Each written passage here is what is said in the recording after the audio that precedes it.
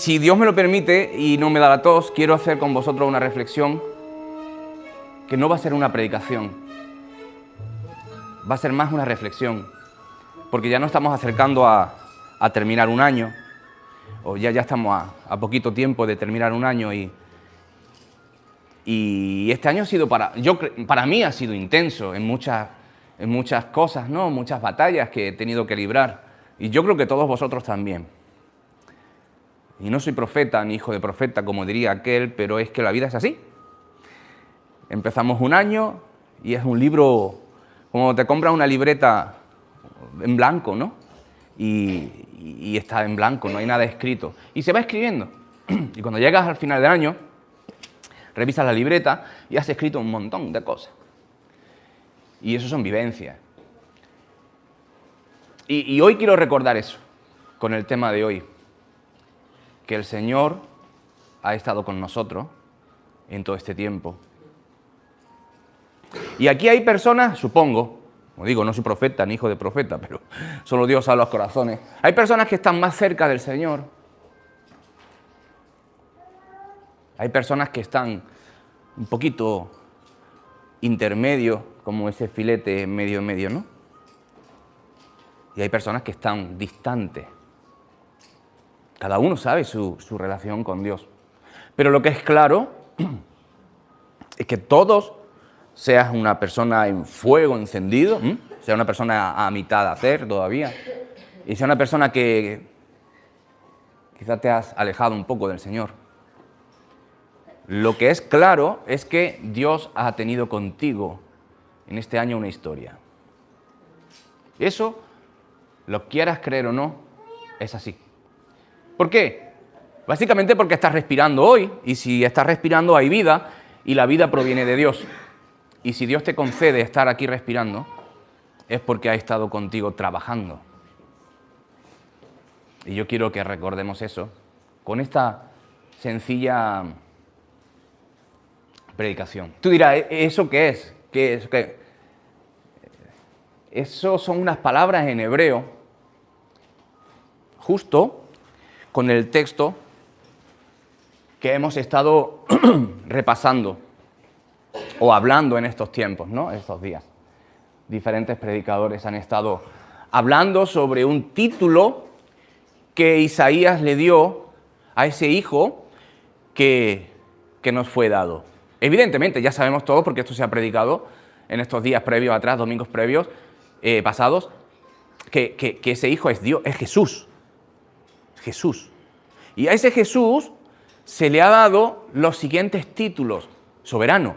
Pues dice que la soberanía reposará sobre sus hombros y se llamará su nombre admirable consejero, Dios fuerte, Padre eterno y príncipe de paz.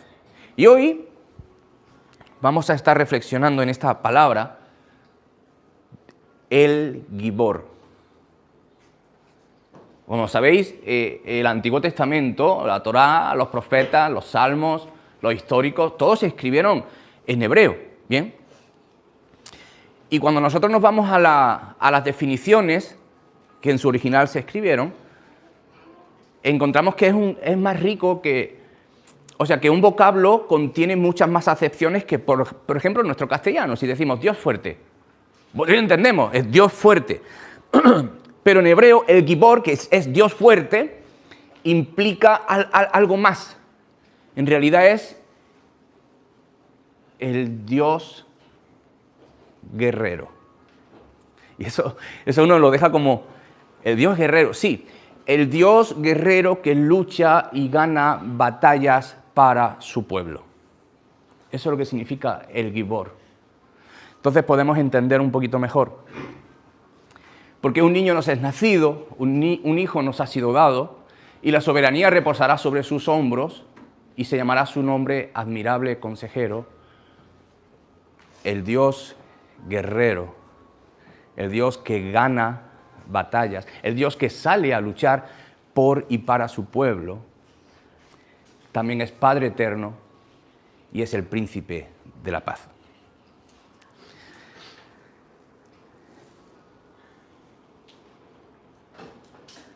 en el Antiguo Testamento, Dios va trabajando con Israel por medio de su revelación, la ley. Pero la ley fue escrita, los salmos fueron escritos, los profetas fueron escritos, habiendo tenido previo Dios una relación con su pueblo y su pueblo viendo a ese Dios cómo lo conduce, cómo lo pastorea, cómo lo alimenta, cómo lo defiende, cómo lo consuela, pero también cómo lo disciplina. Entonces Dios, el pueblo de Israel estuvo viendo en esa historia de Dios en la vida de ellos, cómo Dios es confiable, cómo el Gibor es confiable, cómo puedo confiar en Él, porque Él es el único y nadie le puede hacer sombra. Lo que pasa que en nuestro texto, cuando Isaías da esta profecía y habla de ese soberano que vendría, ese rey de paz que vendría, el pueblo de Israel estaba en un declive espiritual. Asiria los tenía subyugados. Estamos hablando que había dos reinos. El pueblo de Israel estaba dividido en dos reinos, los 10 reinos y 2 reinos. Y en el 720 y algo, las 10 tribus de Israel desaparecen y solamente quedan 2 tribus. Y con esas 2 tribus empieza Dios a trabajar. Pero, ¿por qué llegó aquí el punto? ¿Por qué el declive de ese pueblo de Dios, ese pueblo que tenía ese Dios fuerte, el Gibor con ellos? ¿Por qué ese declive? Bueno, porque el pueblo de Israel le dijo al profeta Samuel una vez: constitúyenos un rey que nos gobierne y que esté por encima de nosotros, porque queremos ser como todas las demás naciones. A partir de ese momento que desecharon a Dios como el Gibor, que desecharon a Dios como su rey, como su protector, como su guerrero, como su proveedor, empezó el declive físico y espiritual de Israel. Y están en manos de Asiria. Asiria era un imperio que estaba conquistando toda la parte, se me ha escapado ahora de Asia Menor, luego vendría Babilonia, luego vendrían otros, pero el pueblo de Israel siempre estuvo sujeto bajo yugo, porque no quiso que Dios los pastoreara, porque querían ser como las demás naciones. Y aquí tenemos unas imágenes, son unas tablillas de los asirios, cómo subyugan, cómo someten a pueblos bajo ellos, cómo devastan la tierra por donde ellos pasan, cómo son llevados tribus. No estoy diciendo que estos sean israelitas, es una tablilla, no sé quiénes serán, pero son tablillas que se descubrieron, pero lo que sí tenemos claro es la imagen, lo que representa. Cómo pueblos, cómo naciones iban sometidos bajo el yugo de imperio más poderoso que ellos. Y esta me gusta, porque aquí vemos algo muy gráfico, vemos una vid cargada de racimos y cómo los que están siendo sometidos llevan canastas, están recogiendo, llevan canasta el fruto que debería ser para la prosperidad de sus pueblos, están siendo sometidos por Asiria. Y todos sabemos lo que pasa cuando un pueblo es subyugado por otra nación más grande, que pierdes identidad, pierdes tu identidad cultural, pierdes tu idioma, pierdes tu libertad, pierdes tus raíces, pierdes tus bienes porque tienes que servir y tienes que dar tributos, impuestos al que es más fuerte que tú. Es una anulación de la persona, es una anulación de un país, de una nación. Y así vivía el pueblo de Israel. ¿Por qué? Lo hemos dicho. 1 Samuel 8:5. Israel le dice a Samuel, levanta un rey para nosotros que nos gobierne, como tienen las demás naciones. Cuando Dios saca al pueblo de Israel de Egipto y le da su ley, Dios les dice, yo seré para vosotros vuestro Dios, yo seré vuestro refugio, yo seré vuestro Padre, yo seré todo para vosotros y vosotros tenéis que conduciros bajo mis leyes. Si vosotros hacéis mis leyes que son buenas, seréis bendecidos, pero si no las cumplís, seréis maldecidos. Yo no puedo entender, no puedo comprender cómo un pueblo que ve tantas maravillas que Dios ha hecho con ellos, decide que quiero ser como los demás. O sea, como los demás no tienen a ese Dios. De hecho, todos los pueblos alrededor de Israel temían al Dios de Israel. Temían al Dios de Israel porque no había otro Dios que ganara batallas como el Dios de Israel. Y ahora resulta que ellos quieren ser como todas las demás naciones. Y ese fue su error más grave, ya que olvidaron que ese nombre, el Gibor, señalaba que ellos, Israel, podía estar seguros en Dios porque el Dios fuerte peleaba sus batallas. Y ahora vamos a hacer un recordatorio muy rápido de algunas de las batallas por las que Dios se manifestó a Israel. Y quiero hacer paralelos con nuestra vida. Egipto, una de las primeras potencias en subyugar a los israelitas. Aquí vemos en esta imagen las pirámides de Egipto, un reino, un imperio temible, temible. Los tenían cautivos, los tenía esclavizados. No podían salir de Egipto porque Faraón se los prohibía. Y todos sabemos la historia, cómo Dios le dio oportunidades a Faraón diciendo, deja ir a mi pueblo porque quiero que mi pueblo me adore y me sirva en el desierto. Y el Faraón endurecía cada vez más endurecía cada vez más su corazón, y dice la palabra que Dios finalmente endureció el corazón de Dios para que vieran las proezas, las maravillas inigualables del Dios de Israel. Y empezó una serie de plagas. Finalmente, los israelitas salen victoriosos, porque era humanamente imposible luchar contra Egipto. Egipto era el poder. Egipto era la fuerza. Egipto era todo. ¿Cómo voy a luchar contra Egipto? Y Dios dice, no, tú no vas a luchar contra Egipto, yo te voy a demostrar que yo soy más grande que Egipto. Y voy a dejar en ridículo a los dioses de Egipto. Y entonces el pueblo sale, el Gibor. El Gibor. Dios, el Gibor, gana la batalla para ellos. Y ellos lo ven. Algo que era imposible, lo ven físicamente manifestado en ese día que salieron. Yo no sé si te ha pasado que has luchado con algo imposible, algo tan fuerte en tu vida, que es humanamente imposible. Humanamente imposible. Donde estabas sumido en esa tristeza, en ese problema, en esa oscuridad, en eso de lo cual no puedes huir. Y llega un día en el que se despeja y sale. Y no sé por qué todo funciona y se abre para ti un nuevo comienzo, el Gibor, el Dios que pelea tus batallas y las gana. En otra ocasión, salen de Egipto y se encuentran un problema. Esos que salen gozosos, se encuentran con que ahora somos libres.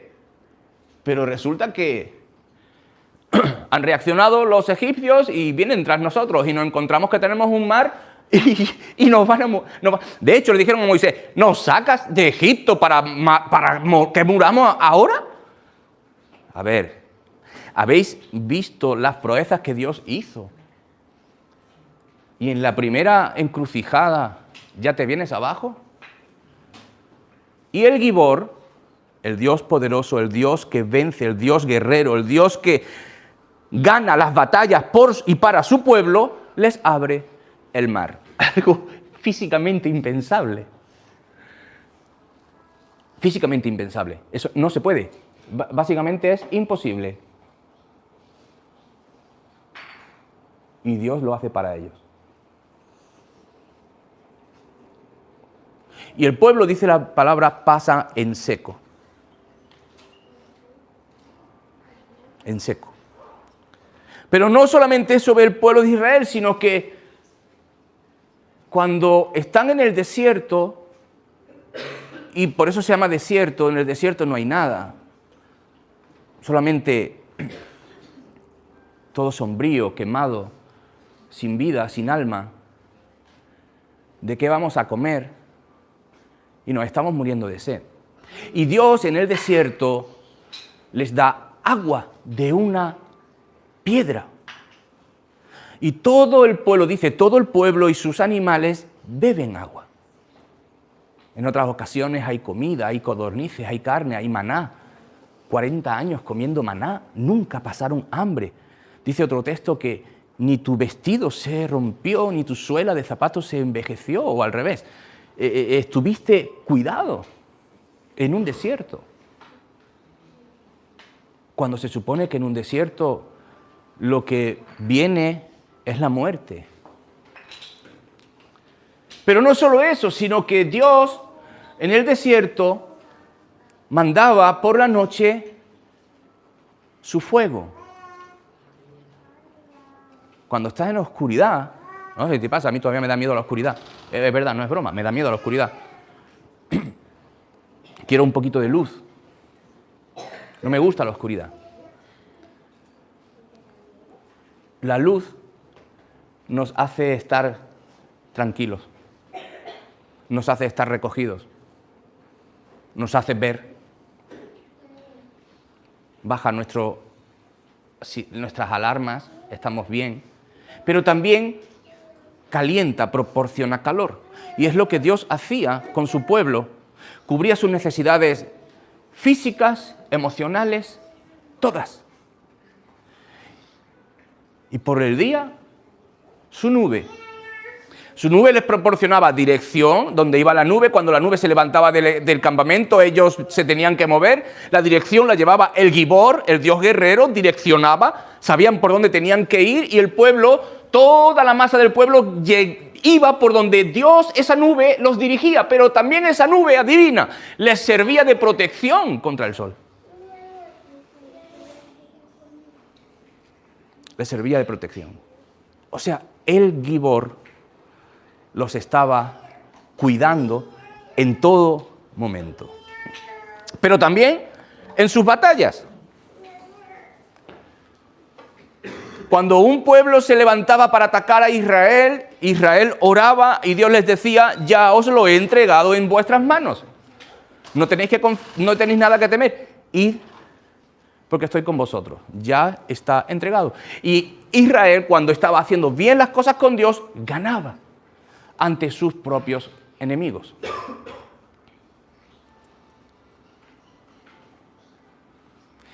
Israel vio todo eso en sus largas jornadas de años. Por eso yo no puedo entender cómo llega un momento en la historia que Israel le dice: ya no queremos que Dios reine sobre nosotros, sino que queremos tener un rey, un hombre, que sea nuestro líder, porque queremos ser como todas las demás naciones. Es que eso es rebajarse. Todas las demás naciones no tenían al Gibor con ellos. Y Jesús, ese Jesús que habla Isaías, ese niño que nos es dado, ese niño que nos es nacido, quiero que vayamos ahora mismo, por favor, que vengas conmigo al Evangelio de Juan. Jesús es la revelación de ese Dios del Antiguo Testamento, porque es Dios, revelado de una forma progresiva en persona. Juan capítulo 1 va a decir el evangelista lo siguiente. En un principio era el Verbo, y el Verbo estaba ante Dios, Y Dios era el Verbo, la palabra. En un principio el Verbo estaba ante Dios y todas las cosas por Él fueron hechas y sin Él, sin Jesús, nada de lo que ha sido hecho podría haberse hecho. En Él estaba la vida y la vida era la luz de los hombres. La luz resplandece en las tinieblas y las tinieblas no prevalecieron contra ella. Hubo un hombre enviado de Dios de nombre Juan, y este vino como testigo para que diera testimonio de la luz, a fin de que todos creyeran por él. Juan no era la luz, sino que para que diera testimonio de la luz verdadera, Jesús, ese Jesús que anuncia Isaías, la luz verdadera que alumbra a todo hombre al venir al mundo, estaba en el mundo. Y el mundo fue hecho por él, pero el mundo no lo conoció. A los suyos vino, o sea, a su mundo vino, pero los suyos no lo recibieron. Pero a todos los que lo reciben, a los que creen en su nombre, a esos les dio potestad de ser hechos hijos de Dios, los cuales no nacieron de sangre, ni de voluntad de carne, ni de voluntad de varón, sino de Dios. Y el Verbo se hizo carne, ese Jesús, ese Dios se hizo carne, y dice, y habitó entre nosotros. Puso su tienda de campaña, para entendernos, en medio de nosotros. Un reflejo de lo que el Antiguo Testamento, los israelitas vivían. El Verbo se hizo carne, ya no había un tabernáculo, sino que ahora vino Jesús, vino la luz y habitó entre nosotros, en medio de nosotros. En medio. Y contemplamos su gloria, la gloria como la del único del Padre, lleno de gracia y lleno de verdad. Y Juan testifica de él y ha clamado diciendo, este es aquel de quien yo decía, el que viene tras de mí es antes de mí, porque era primero que yo, porque de su plenitud tomamos todos, gracia por gracia. La ley fue dada por medio de Moisés, pero la gracia y la verdad fueron hechas por medio de Jesús el Mesías. Y nadie ha visto jamás a Dios, sino el único, el unigénito de Dios, que está en el seno del Padre. Él lo reveló. Jesús es la revelación de ese Dios del Antiguo Testamento. Ese Dios que no se podía ver, ese Dios que obraba, Jesús lo revela, porque Él es Dios. Nuestra vida, y aquí viene la reflexión, nuestra vida es un paralelo de lo que hemos visto de la historia de Israel. Nuestra vida es así. En momentos de nuestra vida estamos prisioneros de tantas cosas. Egipto. ¿Cuál es tu Egipto? ¿Cuál es tu Egipto? Hay un paralelo grande. No somos mejores que los israelitas. ¿Cuál es tu Egipto? ¿Qué te tiene esclavizado?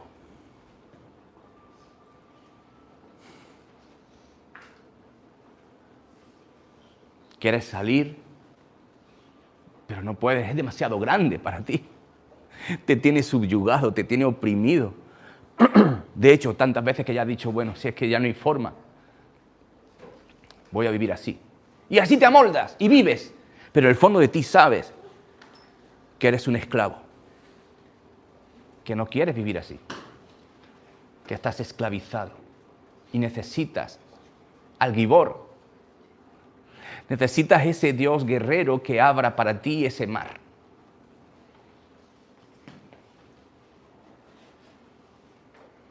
Y resulta que Dios lo abre, paralelos.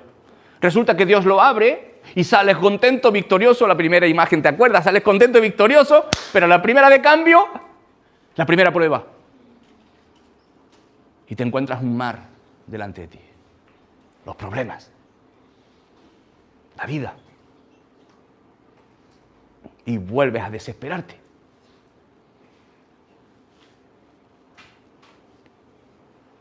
Y vuelves a llorar. Llorar es bueno, ¿eh? Pero vuelves a llorar sin consuelo. porque lo único que hay en tu mente es ese problema, esa situación, y tu vida se amarga, se llena de amargura. Vas disimulando por la vida. Todo está bien, todo está bien. Soy el hombre más feliz del mundo, pero cuando estás en tu casa y cuando el ruido se calla, se silencia todo, te quieres meter en la cama rápido porque no quieres estar con tu silencio. Porque cuando todo calla ahí fuera, tu mente empieza a hablar. El mar. ¿Para eso salgo de Egipto? ¿Para morir ahora en este mar? Y de nuevo el Gibor te abre camino. El Dios guerrero. Pero luego tienes problemas como, ay, ¿ahora qué hago en este desierto? ¿Cómo voy a comer? ¿Cómo voy a beber? ¿Ves? Cuando te falta el trabajo, la economía escasea, me hubiera quedado en Egipto. O cuando un enemigo viene a tu vida, como el pueblo de Israel, les llegaban enemigos y tenían que librar batalla. Y cuando llega ese enemigo a tu vida, ¿cómo se llama tu enemigo?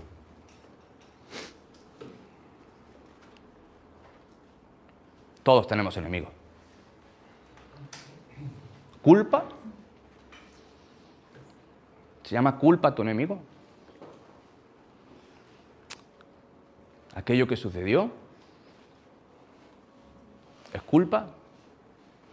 La culpa es muy mala. Te quita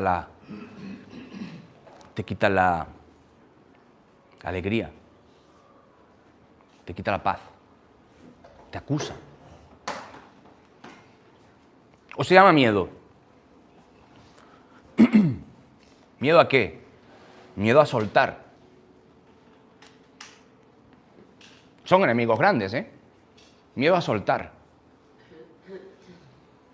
A soltar las riendas de tu vida, sí.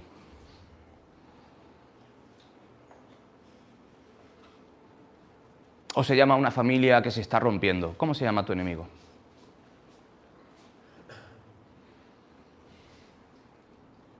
O se llama falta de seguridad por el futuro. ¿Cómo se llama tu enemigo? Son enemigos reales. O se llama recuerdos. Y te impiden avanzar porque aquellos años pasados eran mejores. Y posiblemente. Pero te quedas ahí. Y no avanzas.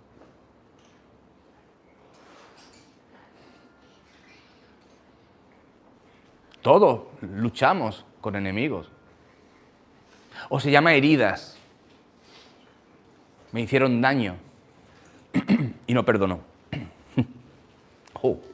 Falta de perdón es muy dura. La falta de perdón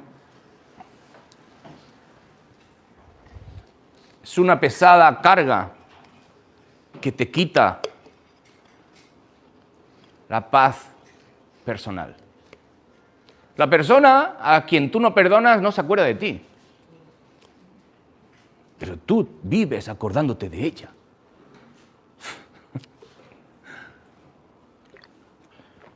Tienes que soltarla. Pero no puedo. Ya, pero el Gibor sí. El Gibor sí puede.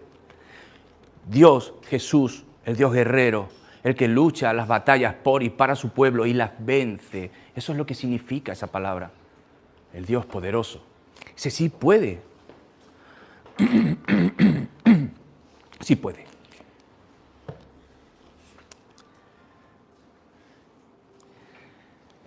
Jesús dijo, yo estoy con vosotros todos los días hasta el fin del mundo. Yo estoy con vosotros hasta el fin de los días. Mira, cuando Ángela y yo nos casamos, tú dirás, pero tú nunca tienes anillo. No, es que ya no me cabe, he engordado. Entonces, pero Ángela sí los lleva. Cuando nosotros nos casamos, tú sabes, cuando vas a hacer el anillo y tal, ¿qué pongo? Bueno, ese es el anillo de Ángela. Pone mi nombre, claro, evidentemente. Pero dijimos, ¿qué ponemos? Algo que nos sirva. Y esto no es una predicación de Dante Gebel, todo pasará. No, nosotros ¿hace cuántos años hace que nos casamos? Perdón, y las matemáticas conmigo no van. ¿Cuánto hace, nena? ¿13 años ya? ¿12, 13? Uy. No me copié de Dante Gebel porque lo nuestro fue antes. Dante Gebel fue después. Algunos saben de lo que estoy hablando, ¿no? Nosotros quisimos poner en nuestro anillo un verso que nos ayudara, y de verdad esto no es Dante Gebel, yo soy antes que Dante Gebel. Es que suena muy parecido, pero no, esto es una realidad de mi vida. Quisimos poner algo en nuestro anillo. Es que yo, otro paréntesis, cuando descubrí la predicación de Dante Gebel digo, ¡chao! Es lo mismo. Pero no te creas que me estoy copiando. Cierro paréntesis. Nosotros sabíamos que íbamos a vivir muchas cosas. Y no lo sabíamos, de nuevo digo, yo no soy profeta ni hijo de profeta, pero es que la vida es así. Y nosotros quisimos poner un verso que fuera nuestro para cuando tuviéramos que vivir esas circunstancias donde regresáramos a Egipto. Y Lucas 1:37 dice, porque para Dios no hay nada imposible. Así, cortico. Porque en momentos donde estás pasando mal, no hace falta grandes charlas, simplemente con, para Dios no hay nada imposible. Vale, entonces espero. Y en más de una ocasión, tuvimos que echar mano a sacar el anillo, por lo menos yo cuando estaba en mis momentos duros, y tuve que sacarme el anillo y mirar esa inscripción, LC 1:2.37. Porque para Dios no hay nada imposible.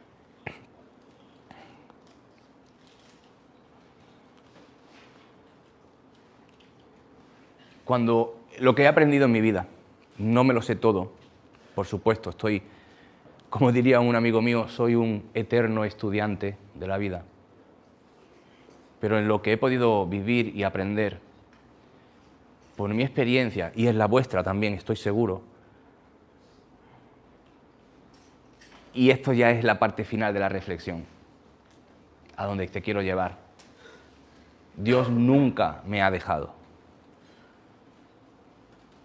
Y si tú estás aquí, puedes decir conmigo lo mismo. 1:37 de Lucas, para Dios no hay nada imposible. Porque si estás aquí, es que te ha librado de todos tus Egiptos.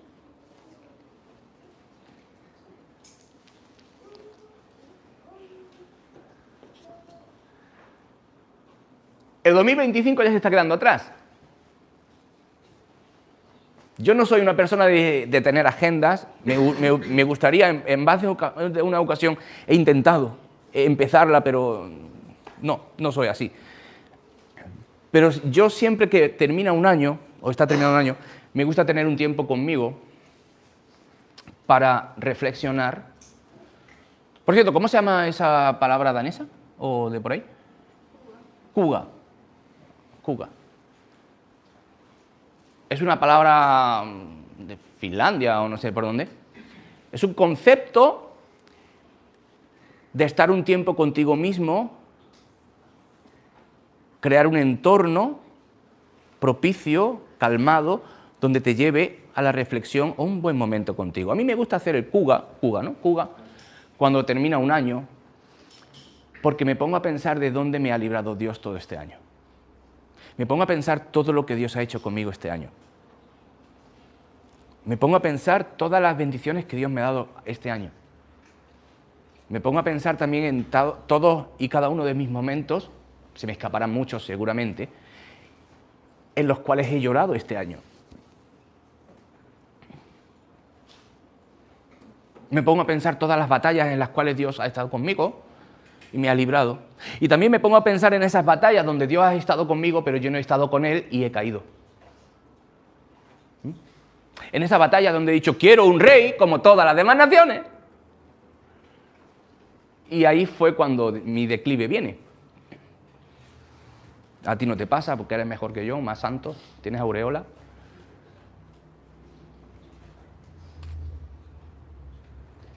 Viene un año nuevo. No sabemos lo que nos va a deparar.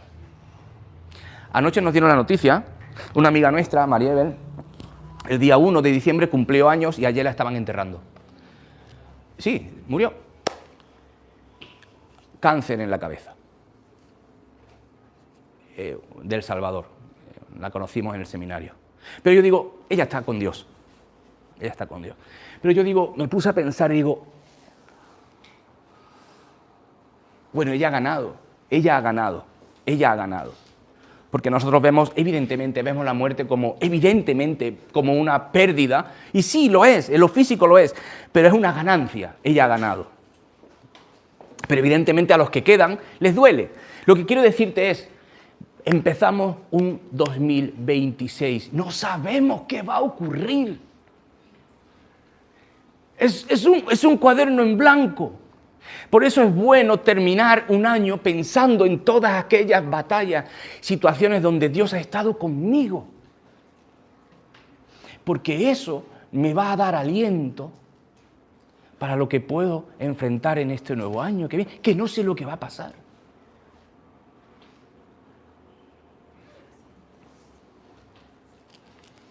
No sabemos qué va a pasar.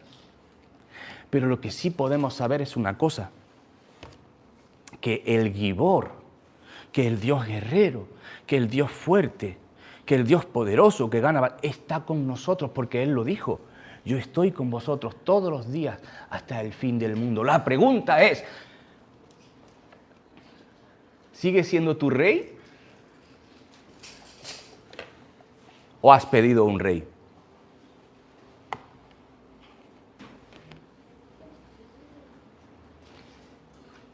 Es hora de que nos pongamos a cuentas con Dios. Aquellas personas que, por circunstancias de la vida, han dicho a Dios, sí, está muy bien, pero yo quiero vivir mi vida. No sabes lo que puedes vivir mañana. Hoy puedes darte cuenta que Dios hasta aquí te ha traído y estás bien, porque su misericordia ha estado y está contigo. Pero no cambies al Gibor por otro rey para ser como las demás naciones. Y me lo digo a mí también. Porque Dios sigue siendo bueno. Sigue amándonos, sigue dándonos esperanza y sigue dándonos un lienzo en blanco para poder escribir en él todas las cosas que va a hacer en este nuevo año.